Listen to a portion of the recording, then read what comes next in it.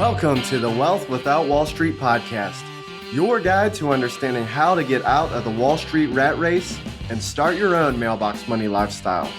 Now, don't let these handsome Southern draws fool you. These financial minds are teaching our country to enhance savings, increase cash flow, and create passive income, all without the help of Wall Street. Are you ready to break through? Now here are your hosts, Russ Morgan and Joey Murray. Welcome into the IBC Roundtable, where we break down your favorite topic, the infinite banking concept. This is where we go deep and you get to hear from our coaches and ask questions when you're in the inner circle. Joey, some people don't even know what the inner circle is. How could they be a part of it, and what exactly is it? Oh my gosh, it is fantastic to be amongst other people on the same journey, learning about infinite banking. This is the premier place to be. Go to wealthwithoutwallstreet.com/inner circle. Well, you got to hear from myself. I'm Russ, the idea guy, your host. I'm sitting along the round table with my partner, my friend, the man who just joined the 40-year-old club. Congratulations. Thank you so much. The Italian stallion, Mr. Joey Murray. Happy to be here. And I'd like to, first of all, thank my parents for having me 40 years ago. Without them, I don't think I could have done it. And so, yeah, glad to be here. What about to your wife for the last 20 years of marriage, feeding you? Well, feeding me and not killing me before I turned 40. So, yes, thank you, Jessica. I really appreciate you. All right. I'm taking notes over here. Well, it's speaking of the note taker, who I like to refer to as the Indiana Jones of finance, the man who loves to dig deep below the surface, find gold nuggets, Mr. Ernie Brown. What's up, Ernie? Hey, Russ. I don't know about that, man. What don't you know? I do know downtown Ernie Brown. Yeah, respond more willingly. Okay, well, he's partial to that one. By the way, I had a disappointing.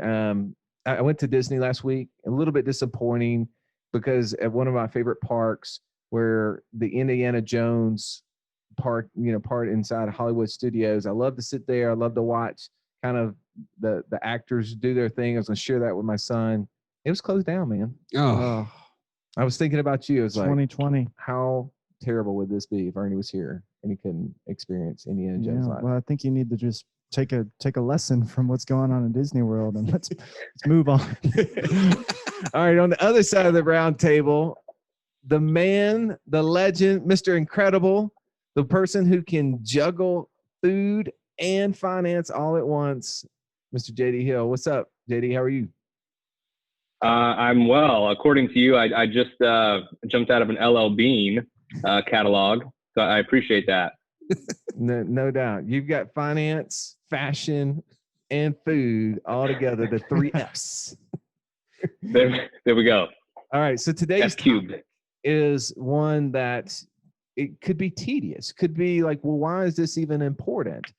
The subject matter is, what else can I do with my dividend? So, Joe, if you would, let's talk about what is a dividend as it relates to a whole life policy. Well, I think it's a good question because you've probably heard the word dividend in other contexts. And so in a whole life policy, it's a return of premium, right? It's an overpayment of premium, which is why we actually don't have to pay tax on the dividend. And I think that's a really huge benefit to why we all started our whole life policies, and now subsequently learning how to use that to our benefit today is a huge deal. Well, here's the thing: is that Ernie, the author of the book Becoming Your Own Banker, Nelson Nash, what was his occupation? Beyond being a pilot, he was a forester. He was a forester, right? After that, he became a life insurance guy, and then started teaching, became an economist, and somebody that ultimately was our mentor. And he always would refer to life insurance as something that it grows and grows. And he would give a comparison to it being like a tree. Now, there's 2 things a tree can do, Joey. What are those 2 things? Grow or die.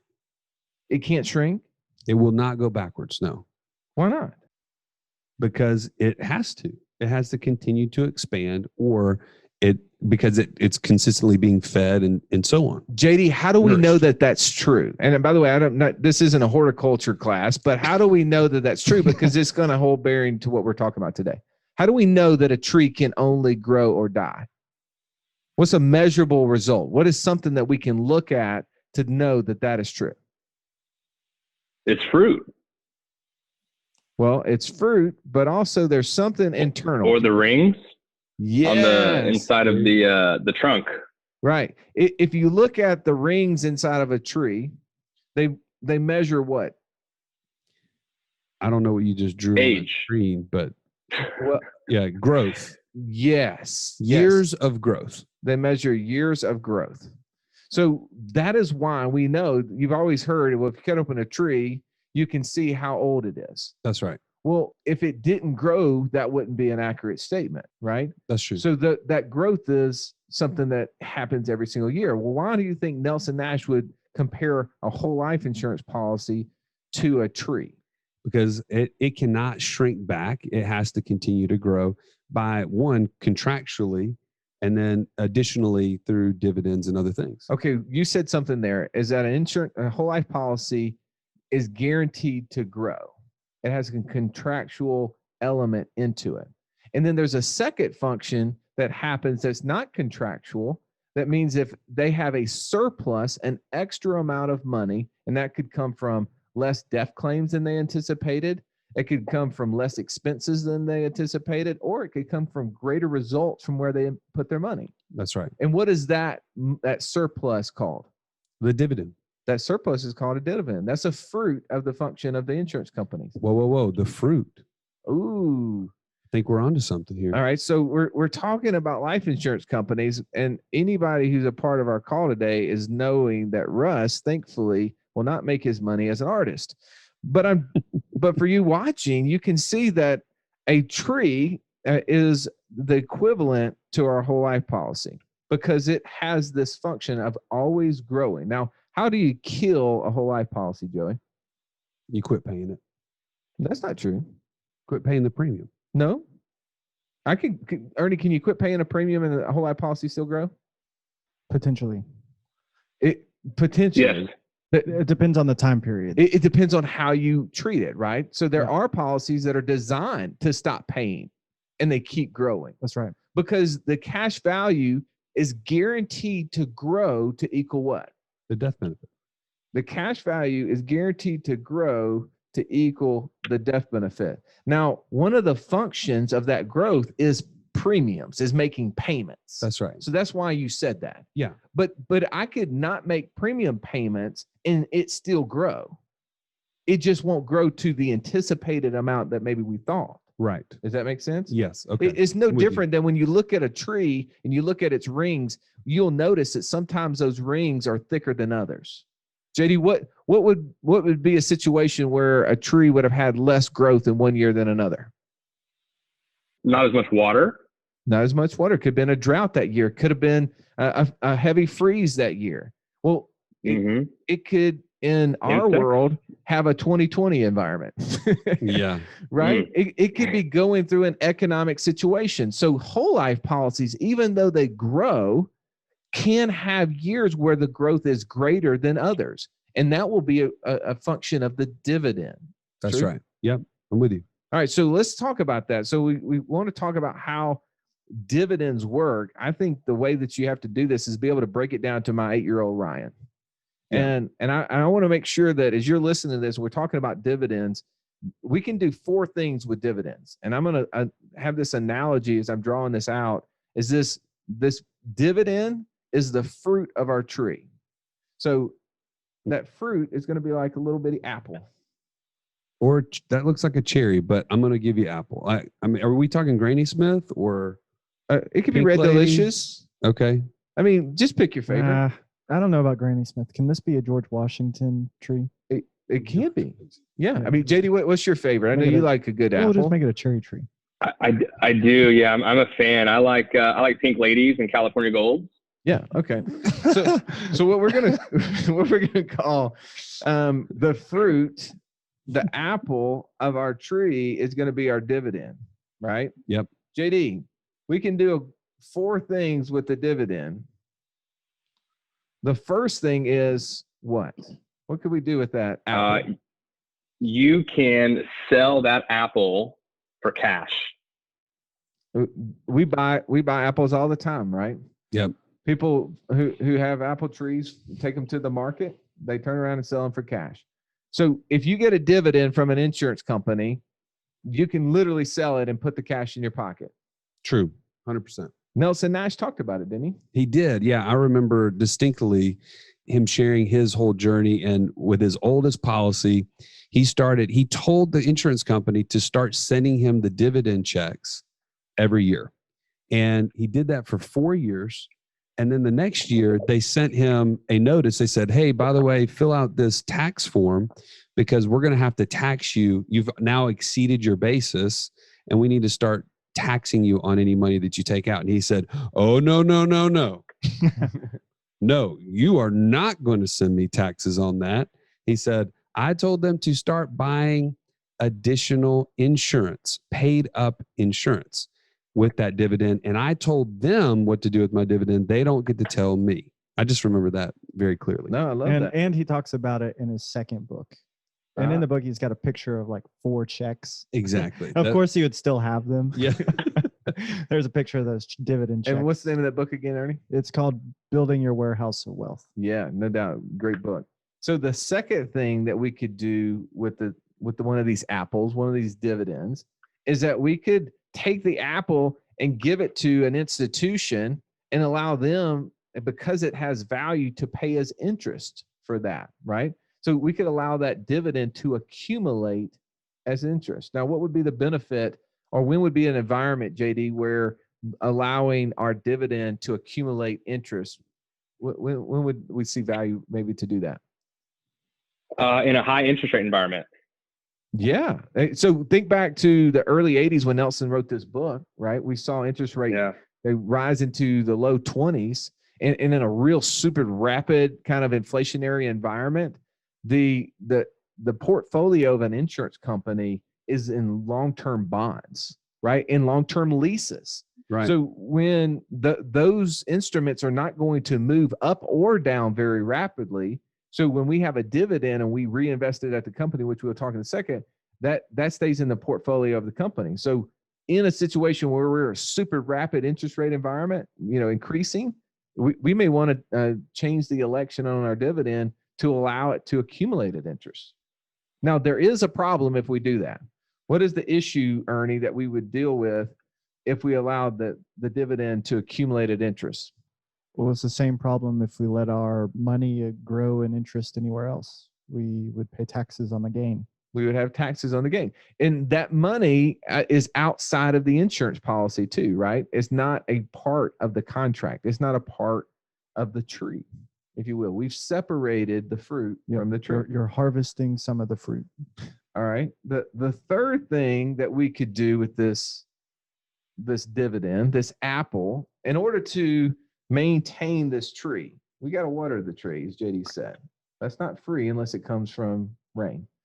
We've got to fertilize the tree, which that's not free unless we've got local cows that just happen to swing by, right? For most people, though, it costs money to maintain it because we have to trim the limbs. We have to keep all the weeds away from them, right? Yep. To get the most advantage. The same thing could be true is that we have to have expenses within the insurance company and so forth inside the insurance policy. So we could do what with the dividend, Joey? We can actually give it back to the insurance company, sell it back to them. We could use it to reduce the cost of our policy. They call that reducing the premium. Which, not to keep bringing up Nelson every time, but he actually mentions that in the early years, he didn't understand all that he understands, or he understood later in life about how these worked. And he was telling the insurance company to use the dividends to reduce his premiums. So just as an example, if the premium was $10,000 a year, and he was telling them to take a $3,000 dividend to reduce it, he only had to pay $7,000. And in his old way of thinking, that was a benefit to him. But later on, is it in his second book he mentioned this? That's right. He's like, man, if I had not done that, essentially he stunted the growth, if you will. If we're continue with the trees and the apples here, he stunted the growth of that tree. It would have been potentially 10 times more efficient had he continued to pay those premiums out of pocket instead of reducing it by the dividend. Yeah, as long as we're staying with the apples and the trees and not the birds and the bees, we're good, right? Exactly, Russ. Okay, good. All right, so the fourth thing that we could do with this apple is something that's really interesting. Inside the apple, if you cut open the apple, and Nelson actually would talk about this, is if you cut open the apple horizontally, not vertically, you'll notice something about that apple. You'll notice that it has 5 points. And he would tell us, because it has 5 points, what family is it from, Joey? I don't remember the name of it, but it had to do with roses. It was from the rose family. Okay. That's right. Oh, But those 5 points that you're seeing, what are making up those 5 points? I'm sorry. Come again? What's making up those 5 points? When you cut it open, what is making that up? When you look at it, it's the seeds. Okay, I didn't know that. Yeah, the seeds are what's a part of that. Okay. So if we took that apple that comes from the tree and we planted it in the ground, what would happen with a little bit of water, a little bit of fertilizer, a little bit of sun, good environment? We grow a little baby tree. You grow a little baby tree, wouldn't you? And that little bitty baby tree would do what? It would create its own little fruit. Man, that's looking way better now, Russ. Yeah, you guys are missing out if you're only listening this to the podcast, because you're missing out on amazing art here. But here's the fourth thing is that if we plant that seed, the fourth thing you can do with the dividend is buy what's called paid up additions, which is nothing more than reinvesting and planting that seed to create a little tree. And that little tree will create more dividends, will create more fruit, and we can reinvest those. So that's part of this is a visual in my mind of the compounding effect of these policies. So given a normal interest rate environment, a level interest rate environment, which of these 4 things do you think you would want to do? You can put that in the chat, by the way, just so that you following along with this, I make sure we're not losing you. But which of the 4 things you could take the dividend and sell it for cash? You could let it accumulate interest. You could use it to reduce the premium, or you could plant the seed and buy paid up additions so that it could produce more fruit. Put that in the chat for us so that way I know that you're keeping track with us. That's right. You want all the seeds. We want to take that seed and buy paid up additions with it, because we want that policy to continue to grow and multiply. That's right. So I hope that this has been helpful for us to be talking about how dividends, 1, are created, 2, how they can then be used. And here's the key that I want to make a good point of, and what I learned from Nelson is you are the one that dictates what happens with your dividend. You're never a receiver of someone else telling you what you have to do, which is what we have been taught in all of the other financial instruments that exist. It's like, here are the rules in which you can operate, and they're dictated to you. In this case, you get to tell it what to do. All right. So Ernie, we work with several different insurance companies, and we make decisions on why we use the companies we use. And one of those is looking at their dividend history, right? So for someone who's never participated in this process, talk to them a little bit about how dividends are how frequently are these paid? Are there bad years where there is no fruit? Mm-hmm. The answer is no to that answer. And I think what you're talking about there, one thing that comes to mind is there's some language out there that you might run across where people tout these insurance companies have never missed a dividend payment. Right. And for these mutual companies, right, mutual companies pay dividends. It is very common that those companies have paid a dividend every single year of most likely their really long existence. One of the things we're looking for is really old companies that have a long history of doing this. So it is the norm for insurance companies to have always paid a dividend. And you think back to the Great Depression, a couple world wars, a couple other wars in there, some economic distresses.com bust, the Great Recession. We'll see what's about to happen coming up here pretty soon. These insurance companies have paid a dividend every single year through that period and haven't missed. That's right. When you said mutual insurance company, that means the policy holders are the owners. They are the owners of the tree, and so they are the ones who own the gold, and so the fruit in which it produced comes to them. An example of stock companies, these are companies that, give some examples, Joey, of stock companies. I mean, AIG is the one that everybody knows. Yeah. John Hancock, right? Prudential. Yeah. If you can type in an insurance company's name and you see a stock ticker, that would tell you they are a stock company. So even though we may be the insured of the company, the profit, the dividend, the apples don't go to us, they go to someone else, they go to the stockholder. So good point there. JD, last thoughts on dividends and the things that you can do with it before we wrap up. I mean, I think for me, the thing that's really important to understand about the dividends is that you have options, which I think people want is options and flexibility and control over your money, which really goes to underscore, everything that we teach as it relates to IBC. And so I'm really glad that we're talking about something that would ordinarily be relatively boring. And you did a great job of artistically drawing wonderful cherries that are supposed to be apples. And so I just want to applaud you for that. Which, by the way, you guys can give me grief that they have long stems, but they had to be on the tree connected somehow. I think what you see in the grocery store is they've already pulled those stems off. I'm just talking about one fresh off the tree. Yeah, it's still a terrible drawing. Okay. Yeah, if you say so. All right. Last thoughts, Ernie. Well, I think one of the great things is to look at these policies over a long period of time. We look back at the history of these insurance companies and we like the dividend performance. And by the way, the policy is going to grow even if it doesn't earn a dividend, but we look at using that dividend and using it specifically to purchase paid up additions and to see what that does with our access to cash and in the end, our death benefit. We're not so overly concerned with the growth of the policy, but it is a really cool thing to look at as it relates to what we're leaving behind and what we have access to use. Well, here's my part in shot, and I'll let you finish it up, Joey, is that I was just working with a guy and his first policy, he just started and he got his dividend, announcement in the mail, and he's looking at that policy statement. And he excitingly sent it to me and was like, is this right? I was like, yeah, it is.